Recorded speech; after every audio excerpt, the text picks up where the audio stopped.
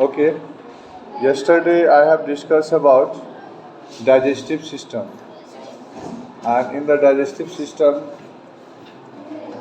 we have discussed that our digestion is a start from our mouth, है ना? And first digestion takes place in our mouth. There is a teeth. There are many teeth, 32 teeth in our mouth that break down the food into a smaller and smaller pieces, and there is a chemicals, that is amylase chemical release into the mouth that mix with our food, that convert and that break down the hard starch into soft sugar, and they soften our food, that is that help to swallowing the food easily to the stomach through the food pipe. In the stomach, I have already discussed about that ki, there are many chemicals released by our digestive gland, salivary gland. I have discussed in the mouth, and in the stomach there is a gland liver that release bile, that mix with our food, released by liver, and that neutralize the foods. Okay, neutralize the acidity of the stomach. Okay, and third is pancreas. Release the pancreatic juice. Pancreas release the pancreatic juice, that is also responsible for breaking down of the food and digestion of the food. And there is the chemicals hydrochloric acid, HCl, that is very responsible for breaking down of food, converting of food into the semi liquid, semi solid or fluid, converting the food into fluid. And acidity occurs due to the HCl. Okay, HCl is a acid, and due to acidity your stomach may feel burning sensation. If you will eat in proper way, if you will not eat and your stomach will release the HCl, many of the condition, due to that the composition of HCl and food is imbalanced, and due to imbalancing of HCl there is a burning sensation occurs in the stomach, and if your burning sensation will goes continuously, then that will convert into peptic ulcer, and if peptic ulcer will goes continuously, then that will convert, it may be possible in the stomach cancer. Okay, तो ये सारी हमारी बातें थी, हमने देखा, तो हम पढ़ा रहे थे, उसमें हमें नोट्स नहीं लिखाना पड़ा था. तो today I will do the note, I will do the work, I will work on the note. Okay, तो लिखिएगा नोट, कोशिश करेंगे. फिर तो हमने कल बात किया था कि भाई हमारा each and every things doing work, है ना. कभी कभी जैसे हमने बताया कि लीवर जो है हमारा क्या रिलीज करता है, लीवर हमारा बाइल रिलीज करता है, जिसका काम क्या है, हमारे इनसॉल्युबल स्टार्च को, हमारे पेट के एसिडिटी को न्यूट्रलाइज करना. तो कई बार जो है हमें निकलता भी है, फिर भी एसिडिटी हो जाता है. क्यों हो जाता है? क्योंकि अब बाइल एक लिमिटेड अमाउंट में निकलेगा, और वहाँ आपका HCl बहुत ज़्यादा निकल जाएगा, हाइड्रोक्लोरिक एसिड, तो कितना न्यूट्रलाइज करेगा ये. और ये होता क्यों है? हमारे बदतमीजी के कारण होता है, हमारा खाना खाने का प्रोसेस गलत होता है, या फिर खाना खाते वक्त पानी पी लेते हैं होता है, या फिर खाना नहीं खाते हैं चाय पीते हैं तो होता है. उसका हमने बताया था कि कैसे कैसे मैसेज वगैरह पहुंचता है. तो इन सभी कारणों से जो है अक्सर पेप्टिक अल्सर हो जाता है। अगर आप नॉर्मली ईच एंड एवरीथिंग करोगे तो कभी भी नहीं होगा, क्योंकि उसको न्यूट्रलाइज करने के लिए हमारा लिवर रिस्पॉन्सिबल है, वो बाइल रिलीज कर देता है, ठीक है, जो कि बेस होता है, एसिड से रिएक्शन करके वो साल्ट बना करके न्यूट्रल कर देता है ना। सिलेबरी ग्लैंड भी हमारा देखा एमाइलेज रिलीज करता है, जो इनसॉल्युबल फैट को सॉल्युबल बनाता है, इनसॉल्युबल स्टार्च को सॉल्युबल और सिंपल शुगर बनाता है ना।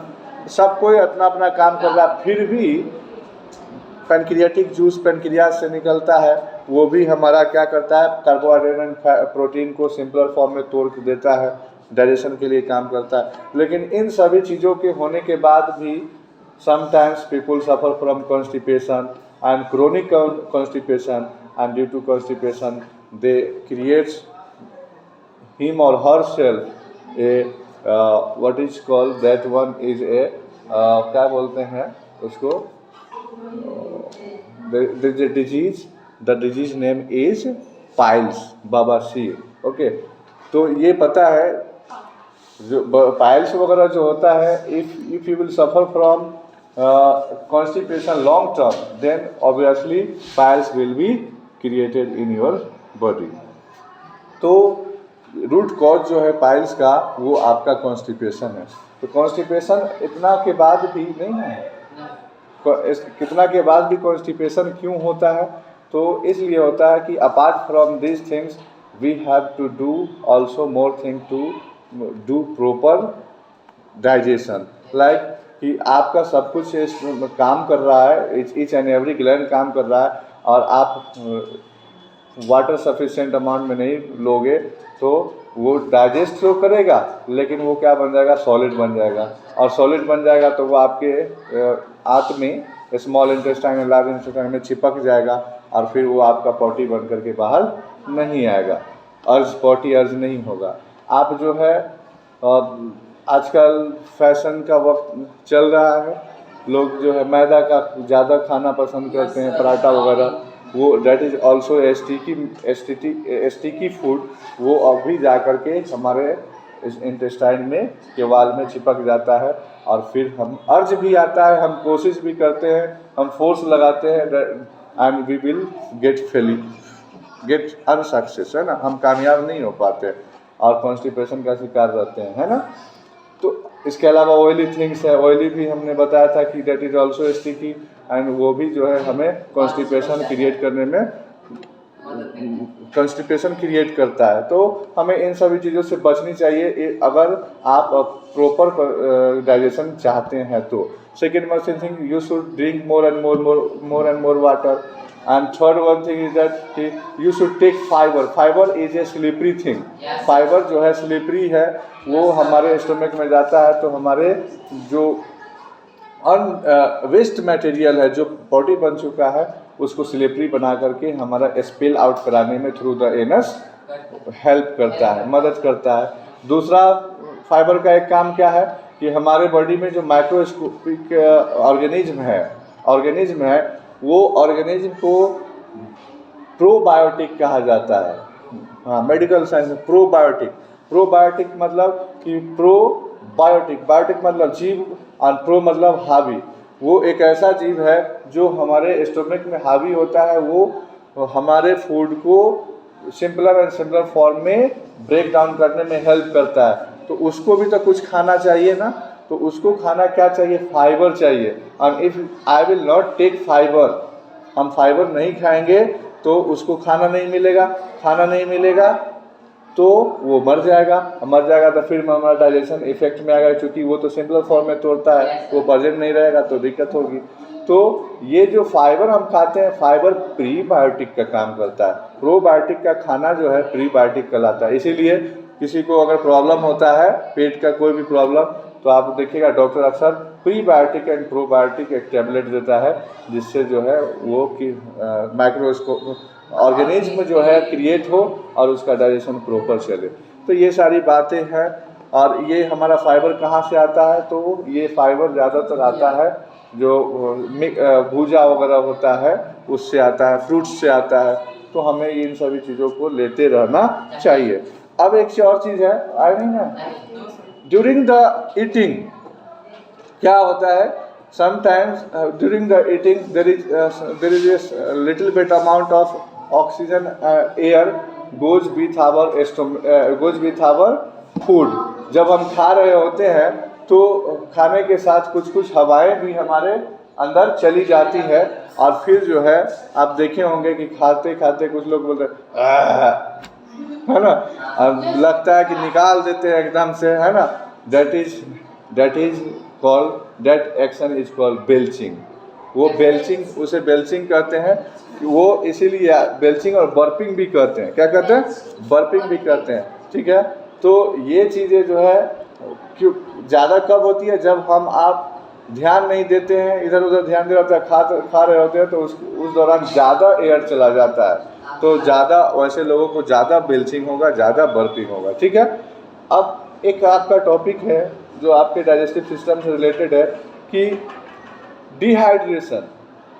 डिहाइड्रेशन हमारा जो है बॉडी डिहाइड्रेट हो जाता है दो कारणों से।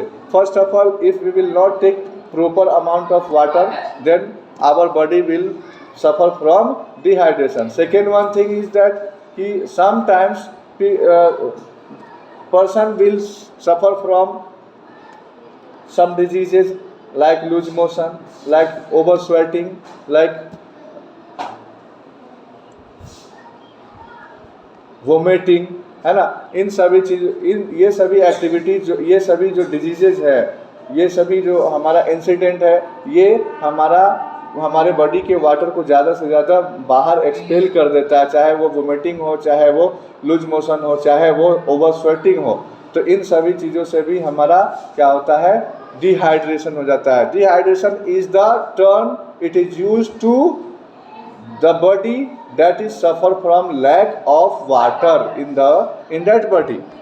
बॉडी में जब पानी की कमी हो जाती है उसी को हम लोग डिहाइड्रेशन कहते हैं। और पानी दो तरीके से कम होता है, एक तो हम इनटेक कम करेंगे, हो सकता है इससे होगा, और या तो फिर आउटकम जो है हमारे बॉडी से वाटर ज़्यादा एक्सपेल हो गया है किसी न किसी कारणों से, चाहे वोमिटिंग हो, लूज मोशन हो, या ओवर स्वेटिंग हो। तो वैसे कंडीशन में हमारे बॉडी का पूरा सिस्टम जो है डिस्टर्ब हो जाता है, बस हाँ, सिस्टम पूरा डिस्टर्ब हो जाता है, जिसकी उस वक्त जो है हमें we should take proper precaution to that की we should take proper solution.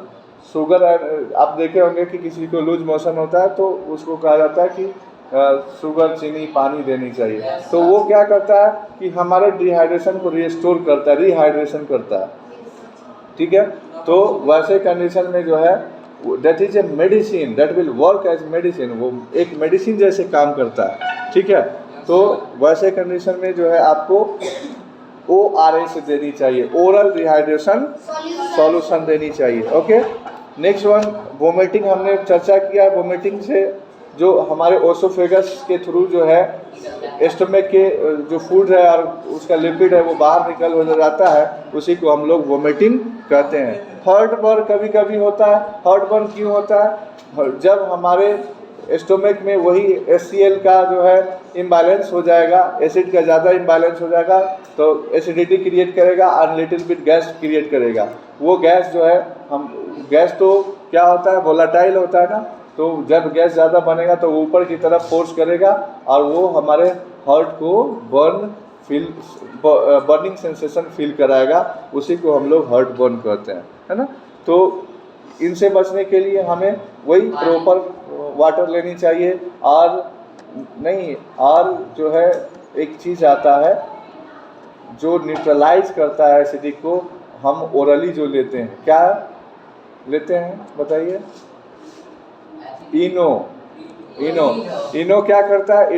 Eno is also a basic in nature that neutralise the acidity of the stomach and then you will feel better. Okay, Sprite is a bad thing. एक है हमारे जो है stomach में, हमारे digestive system में एक छोटा सा ट्यूब होता है इंटेस्टाइन में, और वो इनक्लोज्ड होता है, उसको हम लोग अपेंडिक्स कहते हैं। और ये एक डाइजेस्टिव सिस्टम का पार्ट होता है, ये पार्ट होता है, लेकिन आज के डेट में ये फंक्शन नहीं कर रहा है, काम नहीं कर रहा है, और ये कभी कभी जो है इन्फेक्टेड हो जाता है, तो वैसे कंडीशन में जो है ऑपरेशन करके इसको रिमूव किया जाता है। जब इन्फेक्टेड होता है तो बहुत ही ज़्यादा पेट में दर्द होगा, जिसको हम लोग अपेंडिक्स के नाम से जानते हैं। फिर हम अपेंडिक्सटोमी एक ऑपरेशन होता है, वो कर करके इसको काट करके हटा देते हैं, तो फिर पर्सन ठीक हो जाता है। ये अपेंडिक्स जो है पहले काम करता था जिस वक्त में लोग कच्चा मांस खाते थे, है ना, तो अपेंडिक्स जो है एक जूस रिलीज करता था जो बहुत ही मतलब हार्ड होता था, और वो हार्ड एंड या that is very effective for the digestion of hard material. लेकिन अब तो हम लोग हार्ड खाते नहीं हैं, हर चीज़ तला हाँ पका पकाया खाते हैं, इसीलिए appendix is not working right now. That's why sometimes it get infected, and in that cases people suffer from very serious stomach pain, and in that case doctor will do a operation of appendixtomy. Appendixtomy is the term that is used to the cutting of the appendix from the body, from the digestive system, from the intestine. तो अपेंडिक्सटोमी करके हटा देते हैं, फिर वो person ठीक हो जाता है। तो इस तरीके से हमारा एनिमल्स का जो है डाइजेस्टिव सिस्टम क्लियर होता है। Thank you, that's all.